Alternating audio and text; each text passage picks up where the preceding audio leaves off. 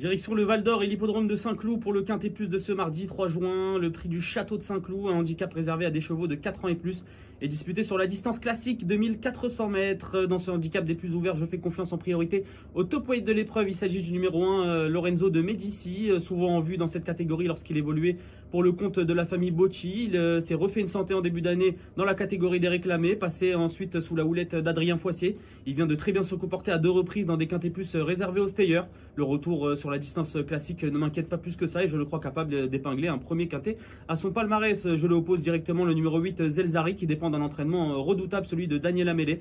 Il vient d'être battu par une Graffard qui semble avancer pour sa rentrée et pour ses débuts dans les handicaps, je le crois pris à une valeur qui lui laisse toutes ses chances. Donc attention à ce Zelzari qui pourrait pleinement se révéler dans cette catégorie. En troisième position, Sapristi, auteur d'une année 2024 de toute beauté. Il a débuté 2025 sur les mêmes bases. Il reste sur deux très bonnes deuxième places, Sapristi.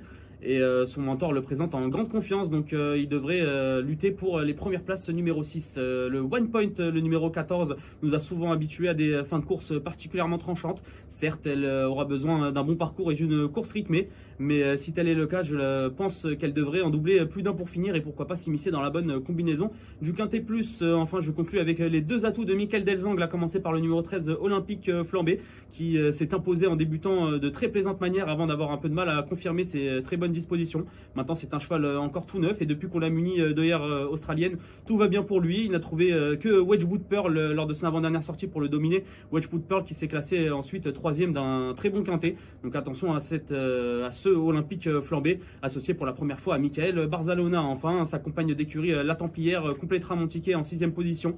Elle n'a pas été des plus heureuses lors de son avant-dernière sortie.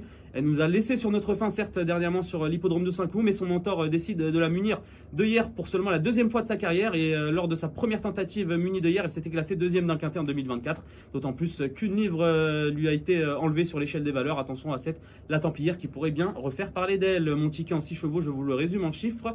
As 8, 6, 14, 13 et 3 pour un montant total de 12 €.